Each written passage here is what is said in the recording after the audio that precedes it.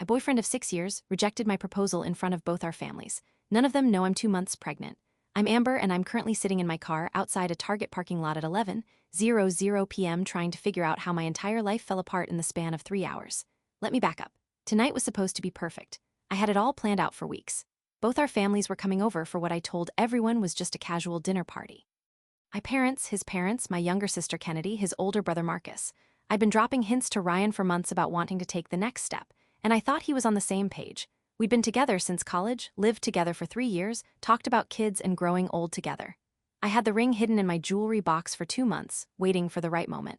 The right moment was supposed to be tonight. I'd made his favorite meal, braised short ribs with garlic mashed potatoes. I decorated our apartment with fairy lights and candles. I'd even got everyone to agree to come, which with our families is basically a miracle. My mom and his mom don't exactly get along, but they were being civil for us. Everything was going smoothly. Everyone was laughing, drinking wine, having a good time. I waited until dessert was served, homemade tiramisu, and then I stood up. My hands were shaking as I picked up my wine glass to get everyone's attention. I just want to say something, I started, my voice a little wobbly. Ryan, we've been together for 6 amazing years, and you're my best friend, my partner, my everything. I saw his face change, like immediately change. His eyes went wide and he started shaking his head slightly, but I was already kneeling down, pulling out the ring box. Will you marry me? The silence that followed was deafening. Ryan didn't look happy or surprised or emotional. He looked horrified. Actually horrified. Amber, he said quietly, his voice tight. Can we talk in private? Just answer the question, honey, his mom said, smiling nervously. I can't do this, Ryan said, standing up so fast his chair scraped against the floor. I'm sorry, I can't. And then he just walked out, grabbed his jacket from the hook by the door, and left his own apartment. I was still kneeling there, holding the ring box with 8 pairs of eyes staring at me. My mom rushed over to help me up, and Kennedy started crying. Ryan's mom looked like she wanted to disappear into the floor. His dad cleared his throat and said something about giving us space.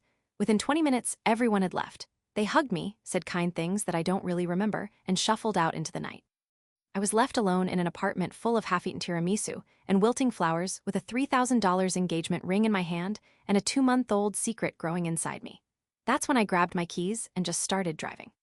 So now I'm here in this parking lot and I can't stop replaying the look on his face. Not embarrassment, not surprise horror, like I'd asked him to do something terrible. My phone has been buzzing nonstop. Texts from Kennedy, from my mom, even from Ryan's brother Marcus, but nothing from Ryan. I finally opened Kennedy's messages. Where are you? Mom is freaking out. Please just tell me you're okay. Amber, seriously, call me? I typed back, I'm fine, need some time. And I opened Marcus' message, which surprised me because we weren't super close. Hey, I'm really sorry about tonight. My brother is an idiot. Are you okay? I didn't respond to that one. The last message was from Ryan's mom, Linda. Amber, sweetheart, please know that I love you and this isn't about you. Ryan has been going through something. Call me when you're ready, going through something. We lived together. We shared a bed every night. How could he be going through something that I didn't know about? I decided to drive to the one place I knew I could think clearly, my best friend Natalie's house. She lived about 30 minutes away, but she was always up late. I called her as I drove. Please tell me you're calling with good news, she answered. She knew about my proposal plan. He said no. Silence. What? He said no, in front of everyone. He looked terrified and walked out. I'm going to kill him, Natalie said immediately. Where are you right now? On my way to your place. Good. I'm putting on coffee and we're drinking wine simultaneously if necessary. When I got to Natalie's apartment, she opened the door before I even knocked. She took one look at my face and pulled me into a hug. That's when I finally started crying. Really? Crying, the kind where you can't catch your breath. I'm pregnant. I sobbed into her shoulder. I'm pregnant and he doesn't know and he just humiliated me in front of everyone and I don't know what to do. Natalie pulled back, her eyes wide. You're what? 2 months? I found out 3 weeks ago. I was going to tell him after he said yes. Oh, Amber. Natalie pulled me inside and sat me down on her couch. Okay. One thing at a time. Does anyone else know? Just you and my doctor. All right. First, we're going to figure out what's going on with Ryan. Then we'll deal with the rest. Do you have any idea why he would react that way? I shook my head. We've been happy. At least I thought we were. We talked about marriage all the time. Showed me rings online last month. He showed you rings? Yes. We talked about what kind I liked, what metals, everything. That's why I thought it was okay to propose to him. I thought we were on the same page. Natalie got up and poured us both coffee. She made mine decaf without asking. She was always thoughtful like that. Maybe he wanted to be the one to propose. Some guys are weird about that. Then he should have done it already, I said bitterly. And even if that was it, you don't just walk out. You don't humiliate someone like that. You're right, that was cruel. Natalie sat back down. Have you tried calling him? No, he hasn't called me either. Maybe you should get some answers. I pulled out my phone and stared at Ryan's contact. His photo was from last summer. We'd gone hiking and he was laughing at something I'd said, his hair messy from the wind. We looked so happy. I pressed call. It rang 4 times before going to voicemail. I tried again. Same thing. He's ignoring me, I said. My voice hollow or his phone died. We both knew that wasn't true. I stayed at Natalie's that night. She gave me pajamas and made up her guest room, and I lay there in the dark, one hand on my stomach, trying to understand how everything had gone so wrong so fast. My mind kept going back to the last few months, searching for signs I'd missed. Had Ryan been pulling away? Had there been clues that he was unhappy? I replayed conversations, analyzed his behavior, looked for red flags. There was that time 2 weeks ago when I'd mentioned my cousin's wedding and how beautiful it was, and Ryan had gotten quiet. I thought he was just tired from work. And last month, when we'd run into his college friend Michael, who'd just gotten engaged, Ryan had seemed tense the whole rest of the day. I chalked it up to him being stressed about a project deadline. Were those the signs? Had I been so caught up in my own excitement about our future that I'd missed him pulling away? Next morning, I woke up to 17 missed calls. Most were from Kennedy, a few from my mom, 2 were from Linda, and 1 was from Marcus. I called Marcus back first, which probably should have seemed weird to me, but nothing felt normal anymore. Amber, hey, he answered immediately. Are you okay? Where are you? I'm at a friend's. Why are you calling me? He hesitated. I think we need to talk about Ryan. My heart started pounding. What about him? Not over the phone. Can we meet somewhere? Like a coffee shop? Marcus, just tell me. Please, this is important and it's not something I can just text you. There was something in his voice that scared me. Okay, there's a coffee place on Maple Street, the one with the green awning, I know it. I can be there in an hour. Fine. I hung up and immediately went to find Natalie, who was making breakfast in the kitchen. Marcus wants to meet me, I said. He says he needs to talk about Ryan. Natalie turned around, spatula in hand. That's weird, right? Why would his brother want to talk to you? I don't know, but he sounded serious. I'm coming with you. Nat, not negotiable. You're not going alone. An hour later, we were sitting in a corner booth at the coffee shop. I was nursing a chamomile tea and trying not to throw up from nerves when Marcus walked in. He looked terrible, like he hadn't slept. His hair was disheveled and there were dark circles under his eyes. He slid into the booth across from me and nodded at Natalie. Hey, Natalie said coolly. Thanks for meeting me, Marcus said, looking at me. Wasn't sure if you would. What's going on, Marcus? Where's Ryan? He's at his parents' house. He showed up there last night after everything. Okay. And Marcus rubbed his face. Look, I'm going to tell you something, but you have to understand that I only found out about this a few months ago, and I've been trying to get him to tell you, but he wouldn't listen. My blood went cold. Tell me what Ryan's been having. Panic attacks. Bad ones. He's been seeing a therapist for about 4 months now. Whatever I'd been expecting, it wasn't that. What? Why? About what? About commitment?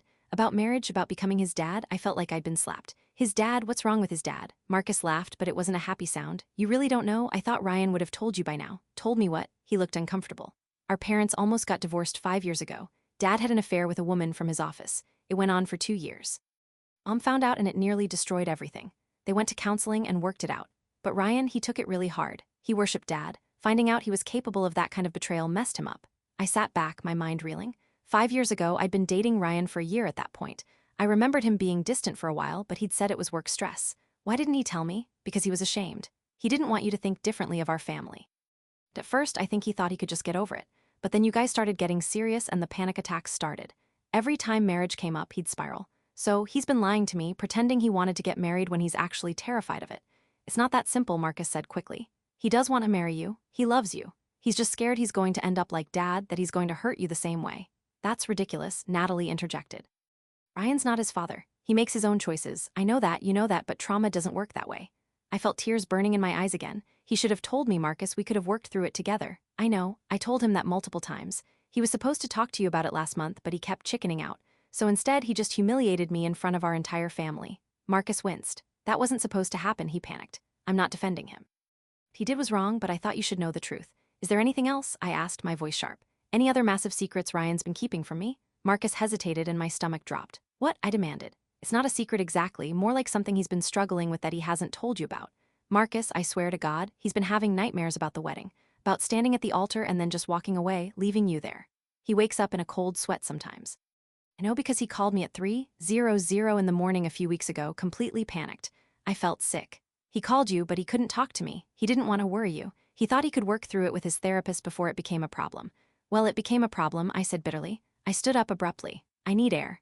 I walked outside and Natalie followed me. We stood on the sidewalk while I tried to process everything.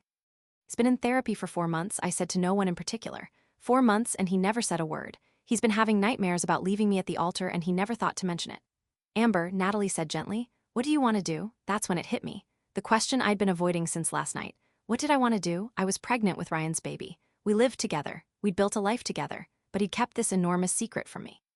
Let me propose without warning me how he'd react and then abandon me without an explanation. I need to talk to him, I said finally face to face. Are you sure you're ready? No, but I don't have a choice. I pulled out my phone and texted Ryan, we need to talk today. He responded within seconds, I know, can you come to my parents' house? Something about that felt wrong. No, neutral territory, the park by the lake, 1 hour, okay. I went back inside and told Marcus. He nodded. I'll tell him. And Amber, for what it's worth, I really am sorry. I should have pushed him harder to tell you. Yeah, I said, you should have. Natalie drove me to the park. She offered to wait in the car, but I told her to go home. I needed to do this alone. Ryan was already there when I arrived, sitting on a bench overlooking the water. He stood up when he saw me, and for a second we just stared at each other. He looked awful. His eyes were bloodshot, and he was wearing the same clothes from last night. He said softly. Hi, I'm sorry. Don't. I held up my hand. Don't start with sorry, start with the truth. He nodded and sat back down. I sat next to him, keeping a careful distance between us. Marcus told you, he said. It wasn't a question. He did, but I want to hear it from you, all of it. Ryan took a deep breath. When I found out about my dad's affair, something broke in me. I stopped believing in forever, in promises, in the idea that people actually keep their vows. I watched my mom fall apart, watched my dad lie straight to her face for 2 years, and I realized that everyone's capable of that, including me. So you decided we couldn't get married because you might cheat on me. I decided we couldn't get married because I refused to put you through what my dad put my mom through. What if I get bored? What if I meet someone else? What if 20 years from now I do something unforgivable? Ryan, that's not how life works. You can't control the future. I know that's what my therapist keeps saying, but knowing it and believing it are two different things. He turned to look at me and his eyes were red. When you got down on one knee last night, I had a full-blown panic attack. I couldn't breathe. All I could think about was how I was going to fail you, how I was going to destroy you eventually. And I ran. I know that makes me a coward. It does, I said, and my voice was harder than I intended. But you know what makes you an even bigger coward? Not telling me any of this, letting me think we were on the same page, letting me plan a proposal and humiliate myself when you could have just been honest. I tried to tell you so many times, but I didn't want you to leave me. So instead, you made me look like a fool. He flinched. You're right. You're completely right. I handled this in the worst possible way. We sat in silence for a minute, watching ducks paddle across the lake. Marcus told me about the nightmares too, I said quietly. Ryan's whole body tensed. He shouldn't have. Yes, he should have. Someone needed to be honest with me since you clearly weren't going to be. Amber, how many times, Ryan? How many times did you wake up in a cold sweat, terrified of marrying me, and then roll over and pretend everything was fine? It wasn't like that. The nightmares weren't about not wanting to marry you. They were about failing you. There's a difference, is there? Because from where I'm sitting, it all feels the same. Ryan ran his hands through his hair, a gesture I'd seen 1,000 times when he was stressed. I love you more than anything in this world. That's never been in question. But I'm so scared of turning into my father that I've been paralyzing myself. And my therapist keeps telling me that by not dealing with my fear, I'm actually creating the exact situation I'm afraid of. Pushing you away, hurting you, destroying our relationship. Your therapist is right. I know. Do you love me? I asked quietly more than anything. Then why does that feel like a lie right now? It's not a lie, Amber. I love you so much it scares me. That's the whole problem. I turned to face him fully. I need to tell you something. He looked at me waiting. I'm pregnant. The color drained from his face. What? 2 months? I found out 3 weeks ago. I was going to tell you after the proposal. Ryan stood up like he'd been shocked. You're pregnant with our baby? Yes, Ryan, our baby. He started pacing, running his hands through his hair. Oh my God, this is too much, I supplied bitterly. Yeah, I'm getting that impression. No, that's not I need a minute, I need to think, you need to think. I've had 3 weeks to think. And you know what I thought? I thought we were going to be a family. I thought you'd be happy. I thought we'd figure it out together, but clearly I was wrong about everything. Amber, please, no, I stood up too. You don't get to do this, Ryan. You don't get to keep me in the dark and then panic every time life throws us a curveball. Either you want this, us, this baby, a future, or you don't. You need to figure that out right now because I'm not going to spend the next 7 months waiting for you to run away again. I want it, he said desperately. I want all of it. I'm just terrified. So am I? Do you think I'm not scared? I'm 28 years old. I make $45,000 a year and I'm about to be responsible for an entire human life. I'm scared, but I'm not running away because you're braver than me. No, because I trust myself and I thought I could trust you. His face crumpled. I've ruined everything, haven't I? I wanted to say yes. I wanted to make him hurt the way I was hurting, but instead I said I don't know yet. I need time to think about what I want. Are you breaking up with me? I'm saying I need space. I'm going to stay with Natalie for a while. You can stay at the apartment or with your parents. I don't care, but I need time to figure out if I can forgive this. Can I call you? Eventually, but not yet. I started walking away, then stopped and turned back. Ryan, you should know that your dad's choices aren't your choices. You're not him. And if you can't see that, then maybe we don't have a future anyway. I left him standing there by the lake. The next 2 weeks were the hardest of my life. Honey, are you still planning to stay with him? I don't know, Mom, because you don't have to. You know that, right? You can come home. Your father and I will help you with whatever you need. The offer made me cry. Thanks, Mom. I just want you to know that you have options. You're not trapped, but I felt trapped. Trapped by love, by history, by the life growing inside me that tied me to Ryan whether I wanted it to or not. Kendi visited twice. The first time she brought ice cream and trashy magazines and tried to distract me. The second time she was more direct. Have you talked to him at all? She asked, sitting cross-legged on Natalie's couch. No, he's texted a few times, but I haven't responded. What did the text say? I pulled out my phone and showed her. I'm still at my parents'. Take all the time you need. I'm still going to therapy twice a week now. I miss you. Please let me know you're okay. Kendi read through them, her expression unreadable. He sounds miserable. Good, Amber. What? He should be miserable. He humiliated me, Kennedy, in front of everyone. And then I find out he's been hiding this huge issue for months. He deserves to be miserable. I'm not defending him. What he did was wrong. But he clearly loves you. Love isn't enough, I said, and saying it out loud made it feel true. Love isn't enough if there's no trust, no honesty. Kennedy was quiet for a moment. Are you going to tell him about the baby? I already did that day at the park. And then he freaked out, said he needed time to think. He's an idiot. Yeah, he is. Even Linda reached out asking if we could have coffee. I ignored the first 2 texts, but when she sent a third one that just said, "Please, Amber, I need to talk to you about something important," I finally agreed. We met at a quiet cafe on the other side of town, somewhere I knew we wouldn't run into anyone we knew. Linda looked older than I remembered. There were new lines around her eyes and her hair had more gray in it. "Thank you for meeting me," she said as we sat down with our drinks. "I wasn't sure you would. I almost didn't. I understand." She wrapped her hands around her mug. "I wanted to apologize for Robert, for the affair, for not telling you what was going on with Ryan." "You knew about his panic attacks?" "Not until recently. Marcus told me about a month ago. I tried to talk to Ryan, but he wouldn't open up to me. I think he was ashamed or angry at me for staying with Robert. Maybe both." I took a sip of my tea, not sure what to say. "I need to tell you something," Linda continued. "Something I've never told anyone except my therapist. When I found out about Robert's affair, my first instinct was to leave. Pack up and file for divorce and never look back." "Why didn't you?" "Because I realized that what Robert did was Robert's choice. It wasn't about me or our marriage or anything I did wrong. It was about him being selfish and weak. And I had to decide if I could forgive that, if the man he was trying to become was worth staying for. And you decided he was eventually, but it took a long time and a lot of therapy. And I still have days where I question it." She looked at me directly. "Ryan is terrified of making the same mistake his father made. But what he doesn't understand is that the fear itself is what's pushing you away, not some inevitable future. Betrayal, I know that. But how do I help him see it? I don't think you can. I think he has to figure it out himself. All you can do is decide what you're willing to wait for and what you're not." We talked for another hour. Linda told me about the affair, how she'd found out, how Robert had confessed, how they'd almost lost everything. She told me about the counseling, the slow rebuild of trust, the moments where she'd almost given up. "I'm not telling you to stay with Ryan," she said as we were getting ready to leave.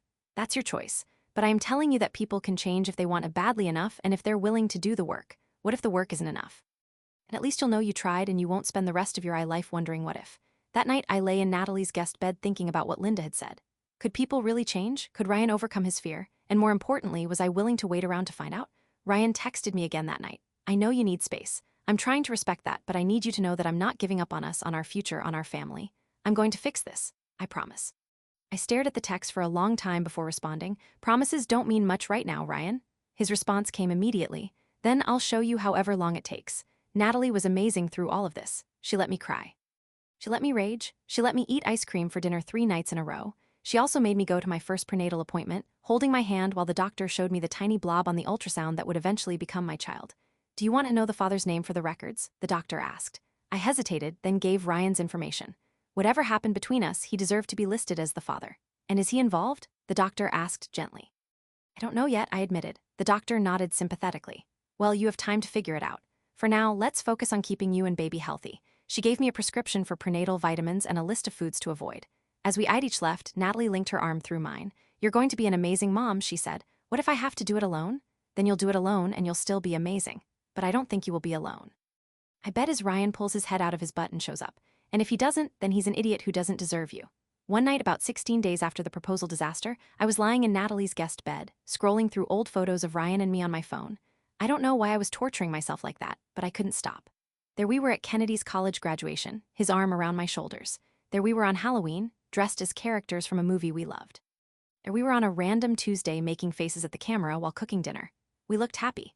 We looked like people who were building something real. Then I came across a video I'd forgotten about. It was from our 2nd anniversary. We'd gone to a cabin in the mountains, and I'd set my phone on the table to record us making dinner together.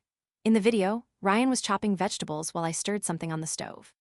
We're laughing about something, and then he'd stopped what he was doing and come up behind me, wrapping his arms around my waist. "I love you," he'd said into my hair. "I love you too," I'd responded.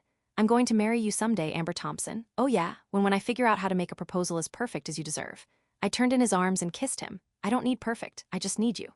The video ended and I was crying again. He'd said he wanted to marry me. 4 years ago, he'd said those exact words. So what had changed? When had his father's affair become this insurmountable obstacle? My phone buzzed with a text from Marcus. "Can I send you something? It's from Ryan, but he asked me to pass it along since he didn't want to overwhelm you." I stared at the message for a long time before responding. "Okay." A minute later, a video file came through. I almost didn't open it, but curiosity got the better of me. The video was of Ryan sitting in what looked like his childhood bedroom at his parents' house. He looked exhausted. "Hi, Amber," he started, his voice rough. "I know you said you needed space, and I'm trying to respect that, but I needed to tell you some things, and I couldn't do it in a text. So I'm sending this through Marcus because at least that way you can watch it if and when you're ready. First, I'm sorry, not just for the proposal, but for everything, for not being honest, for not trusting you with the hard stuff, for making you feel like you couldn't count on me. Second, I've been doing a lot of work in therapy twice a week, like I said. I'm starting to understand that I can't let my dad's mistakes define my future. That's not fair to you and it's not fair to me. I'm not my father. I make my own choices and I choose you. I will always choose you. Third, I know you're pregnant and I know I reacted badly when you told me, but I need you to know that I want this baby. I want to be a dad. I want to build a family with you. I'm scared, but I'm not running anymore. I found something the other day. I was going through some old boxes at my parents' house and I found this. He held up a small leather journal. It's a journal I kept senior year of college, right around when we met. I haven't looked at it in years, but I found this entry from the night of our third date. I'm going to read it to you because I think it's important. Met up with Amber again tonight. We went to that Mexican place she likes, and she told me about her family and her dreams of becoming a teacher. She laughed at all my stupid jokes and didn't judge me for ordering 3 tacos. I know it's only been 3 dates, but I have this weird feeling that she's going to change my life. Like, this is someone I could build something real with. I hope I don't mess it up. I was 21 when I wrote that, Amber. 21 and already knowing you were special. And I was right. You changed my life, you made me better. And I did mess it up just like I was. He reached off camera and pulled out a small velvet box. My heart stopped. I bought this 8 months ago. I've been carrying it around in my jacket pocket ever since, waiting for the right moment. Every time I thought about proposing, I'd panic and chicken out. Not because I don't want to marry you, but because I was so afraid of becoming my father that I paralyzed myself. But here's the thing I've realized. Being afraid to hurt you isn't the same as actually protecting you. In fact, by not dealing with my issues, I hurt you worse than I ever could have by just being honest. So, I'm being honest now. I want to marry you, Amber. I want to be your husband and the father of our child and the person you build a life with. I want Sunday mornings and family dinners and arguments about whose turn it is to do the dishes. I want all of it, even the scary parts. But I also understand if you're not ready to forgive me, if you need more time, or if you decide you can't. Trust me again, I'll accept that. I'll still be there for the baby and I'll respect whatever boundaries you need. I just needed you to know that 6 years ago I met someone who changed everything and I'm not giving up on her without a fight. I love you, Amber. I'll wait as long as it takes. The video ended. I watched it 3 more times, crying harder each time. Natalie heard me and came in, sitting on the edge of the bed. What happened? I showed her the video without a word. When it finished, she was quiet for a moment. Wow, yeah, what are you going to do? I don't know. Part of me wants to run back to him right now, but the other part of me is still so angry. Both of those feelings are valid. I know, but they can't both be true at the same time. Sure, they can. You can love someone and be angry at them. You can want to forgive them and still need them to earn it back. I looked down at my stomach, which was just starting to show the slightest curve. What would you do? Natalie smiled sadly. I can't answer that, but I can tell you what I see. I see 2 people who love each other and hurt each other and are trying to figure out how to move forward. And I think that's pretty normal, actually. Most people just don't have to do it with an audience. She was right. The proposal had made everything public, and now I felt like I was navigating my heartbreak under a microscope. You know what the worst part is? I said. I keep thinking about that video from our anniversary where he said he wanted to marry me someday. He meant it then. I know he did, so when did it change? When did his dad's affair become bigger than us? Maybe it didn't change. Maybe it was always there under the surface and it just finally came out. That's not better, Nat, I know, but at least now it's out in the open. You can't fix a problem you don't know exists. That night I texted Ryan for the first time in over 2 weeks. I got your video, he responded immediately. And I need to see you tomorrow. Same park. I'll be there. Ryan, bring the ring. The next afternoon, I arrived at the park first. I'd chosen a different bench this time, one with a better view. I wanted to be able to see Ryan coming. When he arrived, he looked nervous. He was wearing the blue sweater I'd bought him last Christmas and his hair was freshly cut. He'd made an effort. He sat down next to me, leaving a respectful amount of space. Hi, he said. Hi, thanks for agreeing to see me. Thanks for the video, it helped. He nodded, waiting. I took a deep breath. I've spent the last 2 weeks trying to figure out if I can forgive you. And the truth is, I'm still not entirely sure. What you did hurt me in a way I didn't think was possible. You made me feel stupid and unwanted and like everything we'd built was a lie. I know, and I'm so sorry. But I also realized something. I realized that I don't want to be with someone who's perfect and never makes mistakes. I want to be with someone who's real, someone who struggles and works on themselves and tries to be better. And you're doing that. Ryan's eyes were bright with tears. I am. I promise I am. I'm not ready to get married yet, I said firmly. Maybe not for a while. I need to rebuild my trust in you, and that's going to take time, I understand. But I don't want to do this alone. The pregnancy, the baby, all of it. I want us to try again slowly, honestly, with no more secrets.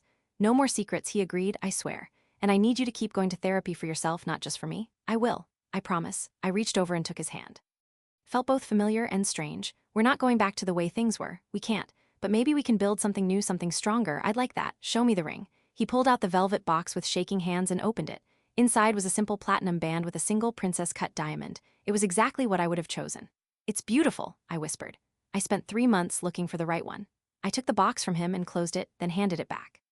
When the time is right, we'll know, and maybe next time you'll be the one proposing. He smiled through his tears. Deal. I'm staying at Natalie's for another week, then I'll come home. But we're sleeping in separate rooms until I'm ready. Whatever you need, and you're coming to my next prenatal appointment. It's on Thursday. I'll be there. I leaned my head on his shoulder, and he wrapped his arm around me carefully like I might break. We sat like that for a long time, watching the sunset over the lake. We're going to be okay, I said eventually, though I wasn't entirely sure if I was trying to convince him or myself. We're going to be better than okay, Ryan said. I'm going to make sure of it. The next few months were a slow process of rebuilding. Ryan came to every prenatal appointment, his hand in mine. As we watched our baby grow on the ultrasound screen, he asked questions, took notes, and started reading every pregnancy book he could find. He started couples therapy in addition to his individual sessions. Our therapist, Dr. Chen, was patient and insightful. She helped us learn how to communicate better, how to be vulnerable without being defensive, how to rebuild trust one conversation at a time. It wasn't always easy. There were setbacks, like the time Ryan canceled plans at the last minute because he was having a panic attack, and I felt that familiar anger rise up. At the time I snapped at him for leaving his dishes in the sink, and we both realized I was really just scared he'd leave again. But we worked through it. We talked, we cried, we learned. I moved back into the apartment after 3 weeks at Natalie's. True to my word, I slept in the guest room for the first month. But gradually, as trust rebuilt, I found myself spending more time in our shared bedroom. First, just sitting on the bed to talk, then lying next to him to watch TV. And finally, one night about 2 months after the failed proposal, I just stayed. Is this okay? I asked, curled up against his chest.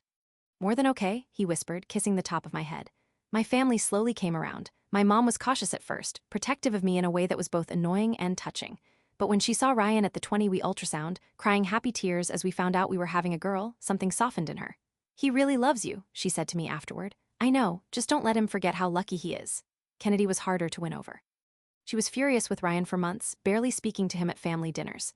But then one day, when I was about 5 months pregnant and struggling to reach something on a high shelf, Ryan jumped up to help me without being asked.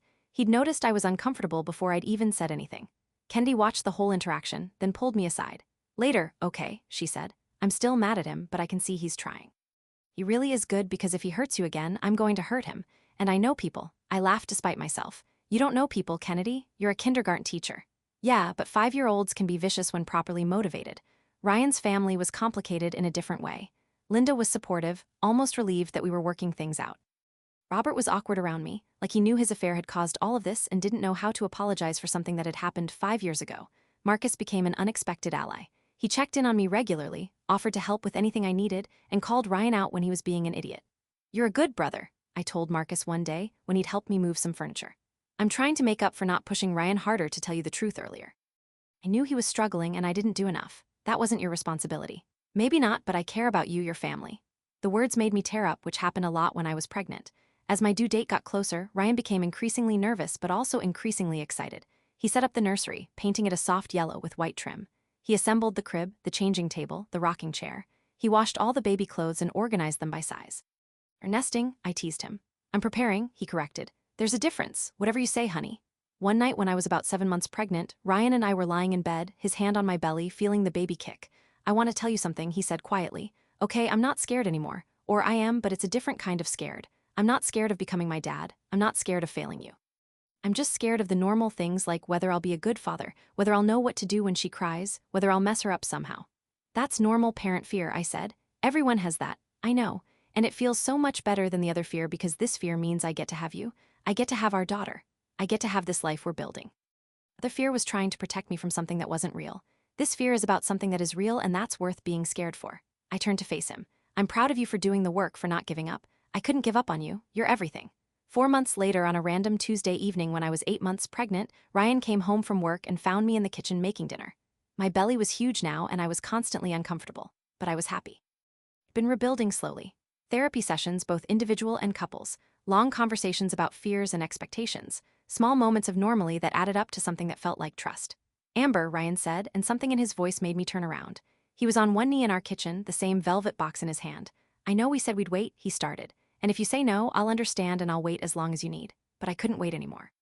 Not because I'm impatient, but because I've realized something. Every day I spend with you is the right time. Every moment is the perfect moment because you're the person I choose every single day, no matter what. My hands were shaking as I wiped flour on my apron. Amber Marie Thompson, will you marry me? I looked down at him, at this man who had hurt me and healed with me and learned to be honest even when it was hard. I thought about the baby growing inside me and the life we were building and how nothing about our story had gone the way I planned. And I realized that was okay. Yes, I said, my voice breaking. Yes, I'll marry me. He slid the ring onto my finger and it fit perfectly.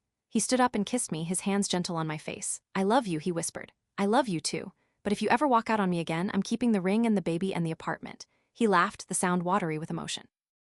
That night, we called our families. My mom cried happy tears. Kendi screamed so loud I had to hold the phone away from my ear. Linda and Robert were thrilled and Marcus texted me privately. Told you he'd get his act together, thank you. I texted back for everything. For telling me the truth, for being there always, he replied. 3 weeks later, at exactly 2:47 in the morning, my water broke. Ryan shot out of bed like he'd been electrocuted. Okay, it's happening. Bag is in the closet. Your phone is charging, keys are on the hook. I'm going to Ryan, breathe, right breathing, I can do that. He took a deep breath. Are you okay? Does it hurt? Should I call the doctor? Yes, call Dr. Martinez. And yes, it hurts, but I'm okay. The next 12 hours were a blur of contractions, hospital rooms, ice chips, and Ryan holding my hand through all of it. He didn't panic. He didn't leave. He was exactly who I needed him to be. At 2:13 p.m., Emma Rose came into the world screaming at the top of her tiny lungs. She's perfect, Ryan said, crying as the nurse placed her on my chest. Both perfect. I looked down at our daughter, her tiny fingers, her scrunched-up face, her dark hair matted against her head, and felt something shift inside me. All the pain of the past year, all the heartbreak and fear and uncertainty suddenly felt worth it. Hi, baby girl, I whispered. We're your parents. We're going to mess up sometimes, but we're going to love you so much. Ryan leaned in and kissed Emma's forehead. Then mine. We're a family, he said, his voice full of wonder. A family, I agreed. Over the next few days, as we adjusted to life with a newborn, I had time to reflect on everything that had happened. The failed proposal that had felt like the end of the world, the weeks of heartbreak and anger, the slow process of rebuilding trust. Do you ever regret it? Ryan asked one night when we were both exhausted from middle-of-the-night feedings. Staying with me, giving me another chance. I looked at him holding Emma, rocking her gently while she fussed. And I knew the answer. No, because this right here, right now, is exactly where I'm supposed to be. Even after everything I put you through, even after, because we're stronger now. We know how to be honest with each other. Even when it's hard, we know how to fight for us. That's worth more than an easy relationship that never gets tested. I smiled, tears in his eyes again. When did you get so wise? Probably around the time I proposed to someone who ran away. That was humbling. We both laughed and Emma stirred in Ryan's arms, making the little squeaking sound that meant she was about to wake up. Speaking of proposals, I said, we need to figure out when we're actually getting married because I'm not walking down an aisle until I fit back into my normal clothes. We can wait as long as you want. I'm not going anywhere. I know, that's why I said yes. Got married 6 months later on a Saturday in October when the leaves were turning gold and the air had that perfect autumn chill. It was a small ceremony in that same park by the lake with just our immediate families and closest friends. I wore a simple white dress that Natalie had helped me pick out, and Ryan wore the navy suit he looked so handsome in. Emma, who was 6 months old by then, wore a tiny white dress and slept through most of the ceremony in Natalie's arms. And the officiant asked if anyone objected. Kendi jokingly raised her hand and everyone laughed. Even Kennedy was laughing. I'm kidding, she called out. They're disgustingly in love, proceed. Ryan's vows made me cry. He talked about second chances and learning to be brave and how grateful he was that I hadn't given up on him. He promised to be honest, to keep working on himself, to be the partner and father we deserved. My vows were simpler. I promised to keep choosing him every day, even on the hard days. I promised to be patient as he continued to heal. I promised to build a life with him that was messy and real and ours. And the officiant pronounced us husband and wife. Ryan kissed me like we were the only two people in the world. And in that moment, it felt like we were. As we walked back down the aisle together, officially married with baby Emma in my arms now, I thought about that terrible night when Ryan had walked out on my proposal. It had felt like the end of everything, but it turned out to be the beginning of something real, something tested and proven and worth fighting for. And maybe, in a strange way, that was the best proposal rejection I could have asked for because it forced us to be honest. It forced us to do the work. It forced us to build a foundation strong enough to last. At the reception, Marcus pulled me aside during the dancing. I'm really happy for you, he said. Both of you, you're good for each other. Thanks, Marcus, and thank you for that day at the coffee shop, for telling me the truth. I don't know if we would have made it without that. Would have figured it out eventually. You two are annoyingly determined. I laughed. We are, aren't we? It's actually kind of inspiring. You make me believe in love again. High praise from someone who's seen us at our worst. That's exactly why I believe it. Because I saw you at your worst and you still chose each other. Later that night after the reception had ended and the guests had gone home, Ryan and I stood on the dock by the lake, Emma asleep in my arms watching the moon reflect on the water. Remember when we used to come here in college? Ryan said, before all the complicated stuff, before your dad's affair, before the panic attacks, before the failed proposal? Yeah, sometimes I wish we could go back to that, to when everything was simple. I don't, I said, surprising myself with the truth of it. Because simple isn't the same as strong. We're stronger now. We know what we're capable of separately and together. We know we can survive hard things. Ryan wrapped his arm around my waist, careful not to wake Emma. You're right, as usual. Get used to it, husband. I'm always right. He laughed. I don't mind. We stood there for a long time, the three of us, a family forged through fire. It wasn't the perfect love story I'd imagined when I bought that engagement ring. It was messier, harder, more painful, but it was ours, and it was real, and that was better than perfect any day. Year after the wedding, when Emma was learning to walk and Ryan and I had settled into the chaos of parenthood, we were cleaning out the closet and I found the ring box from my original proposal. The one I'd used that terrible night. Should we keep this? I asked Ryan, holding it up. He took it from me, turning it over in his hands. I don't know. What do you think? I think we should keep it as a reminder of the worst night of our lives. Of the night that changed everything. The night we started being honest. Ryan smiled. When did you become such an optimist? When I married a man who taught me that people can change if they want to badly enough. He pulled me close and kissed me. I love you, Amber Ryan. I love you too. And I meant it.